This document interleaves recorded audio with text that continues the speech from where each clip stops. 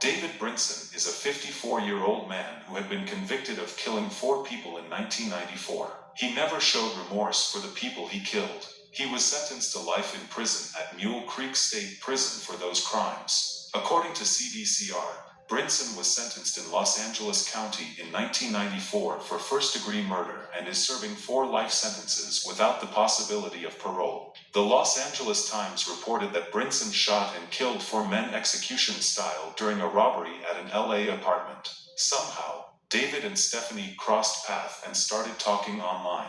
They talked about the Word of God and a host of other things. Even though her family was against it, she went ahead to marry David, a man who was never going to get out of prison. Sometimes in November of 2024, Stephanie went to the prison for a conjugal visit as she had done in the past. But on this day, shortly after 2 a.m., inmate David Brinson used a family visit phone to report that his wife had passed out during her visit. Despite immediate life-saving measures by prison staff and responding paramedics, Stephanie Brinson was pronounced dead before 3 a.m. Her family were wary of their loved one's death. And lo and behold, 4 months later, the Amador County coroner told the family that Stephanie was strangled and her death had been ruled a homicide. A notorious LA killer serving life in prison without the possibility of parole reportedly strangled his wife to death during a conjugal visit.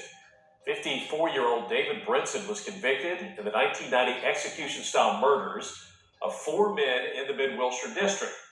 Authorities say last November, while at Mule Creek State Prison in Northern California, he told officers his 62-year-old wife Stephanie had passed out during a conjugal visit. She was declared dead at the scene. 4 months later, a coroner confirmed that she was strangled to death. The Amador County District Attorney is awaiting the prison's full report before filing charges against Brinson. Brinson has since been transferred to a state prison in Stockton.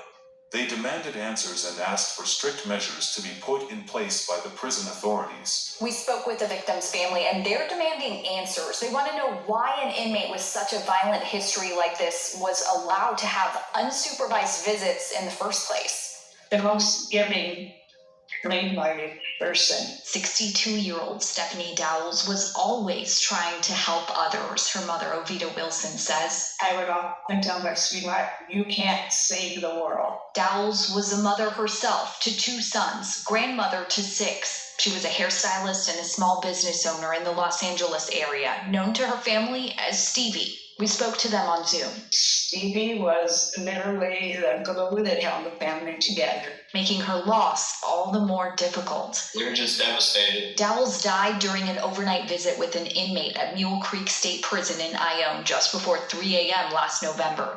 Now, 4 months later, the Amador County coroner confirmed her family's fears, finding the death was a homicide. The coroner says she was strangled. How could they just, let this happen and just don't get it? Armand Torres says the prison should be held accountable. He says his mom was visiting her husband, David Brinson, there. They would read the Bible together, and he was in school in there, and she was pushing him to try to be this better person. But Brinson is serving 4 consecutive life terms with a 20-year determinate sentence on top of that, without the possibility of parole, all after his 1993 conviction of 4 murders. My mom was just left alone, and she, called for help, I'm sure, and there's nothing she could do. Officials say the criminal investigation is still underway, so as of now, no one's been charged with Dowells' murder. But it happened during a family visit, which the California Department of Corrections and Rehabilitation website describes as a visit in private apartment-like facilities on prison grounds that can last approximately 30 to 40 hours.